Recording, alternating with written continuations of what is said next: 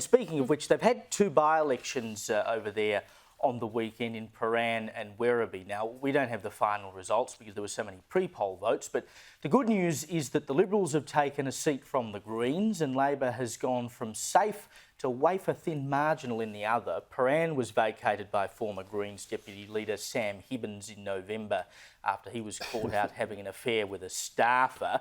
Well, the Greens were punished. They suffered a 14% swing against them, and the Liberal candidate Rachel Westaway today claimed victory after the Greens conceded. And in Werribee, which of course was the seat left empty by the former Treasurer Tim Pallas, the man who, along with Daniel Andrews, ruined the state, there's been a 16.7% swing against Labor on the primary vote, and Labor's only about 550 votes ahead on the two-party preferred, so that one is definitely too close to call still. What's gone wrong for Labor in Victoria, Joe? Previous answer.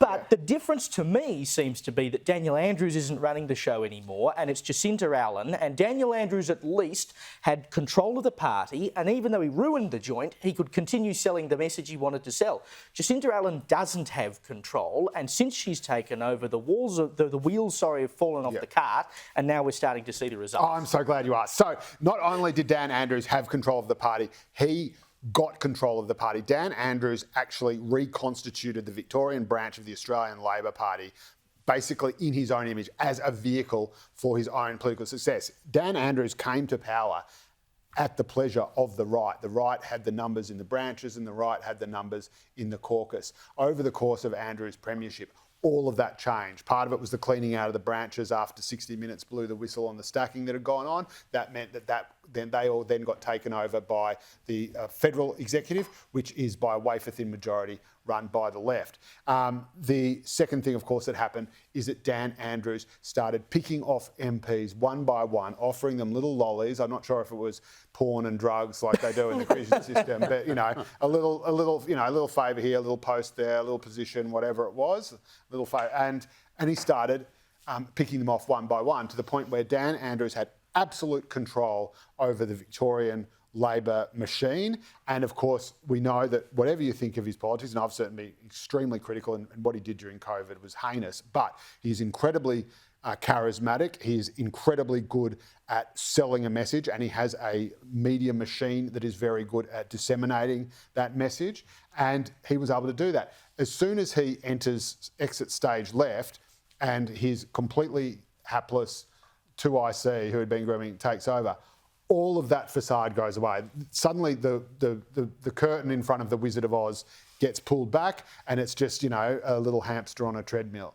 Now, at the same time, of course, it turns out that this coincided with this catastrophic collapse in the state's finances that was not entirely caused by, but certainly it is perfectly emblematic that this absolute bollocks promise that they were going to host the Commonwealth Games and host it in all these regional centres where they needed to win seats turned out to be what was clearly an utter fabrication in order to win the last election. So you put that on top of a budget that is already crumbling because Melbourne is the most locked down city in the world, and you have got an absolute, just a perfect storm of political cock-up. The interesting thing is that Tim Pallas is actually, or was actually, the most senior figure of the Victorian right. Right, he was one of those socialist left who turned Judas, yes, and went over to the left faction, presumably on the understanding that he would keep his job as treasurer under Jacinta Allan. He then buggers off anyway halfway through the term. What a gentleman. And causes this by-election where there is, I think on a two-party preferred basis, something like about 10% swing against the government, which is huge, even for a by-election. That is Aston territory, right? And that was a once-in-a-century record, and that went to the government. That's a weird thing. Anyway, point being, and the interesting thing, though, as far as I understand, however, is that while Andrews may have been able, or Allan may have been able to sort of buy off Pallas as an MP, and buy off his loyalty to go from right to left. That branch in Werribee, I would assume, I don't know, but I would assume that is still a right-wing branch. And so the good result here is that Labor has had the frighteners put on it, scared the bejesus out of it. I know people in Victoria are telling me today they are quite relieved that they thought they were actually going to lose the seat. But it is these sorts of working class right-wing seats that Labor actually needs to hold, and it's those inner city teal-tinged left-wing seats that Dan Andrews got his third term. Was it third term? The last election on. It was. That are really just nauseating Labor. Rich silk slippers, upper middle class, progressive on everything. Oh, everyone, here are my pronouns.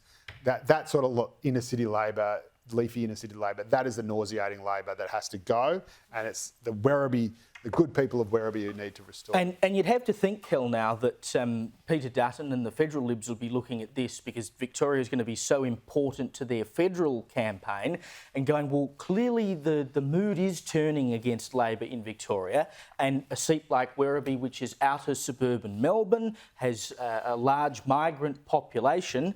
Perhaps the strategy they're taking, which is to go after those outer suburban seats, is a strategy that could work. I think so. And in fact, this area, I don't know, what's the federal equivalent of... like Layla? Layla. So it's like Julia Gillard's own seat. So that's the kind of seat which is going to become Liberal. I've been saying very confidently that Dutton is likely to end up with a majority in his own right because there's a whole lot of stuff which I've said this before, the polls don't actually pick up. There's a vibe shift. It's a terrible expression, but all the newspapers have been using it about Trump. But it does capture that there is in the Western world a kind of a shift. Yes. And with Trump at the helm, it's really obvious. We don't need Dutton to become a Trump or have Trump policies. The vibe shift is doing a lot of work. It is possible to see here's a way a country can actually go. Governments can actually make decisions. We can actually swing back to common sense. We can recognise that boys aren't girls and girls aren't boys, and we can do a whole lot of really sensible things. I think there's a big vibe shift. Joe's analysis was helpful, but this wasn't just about Victoria.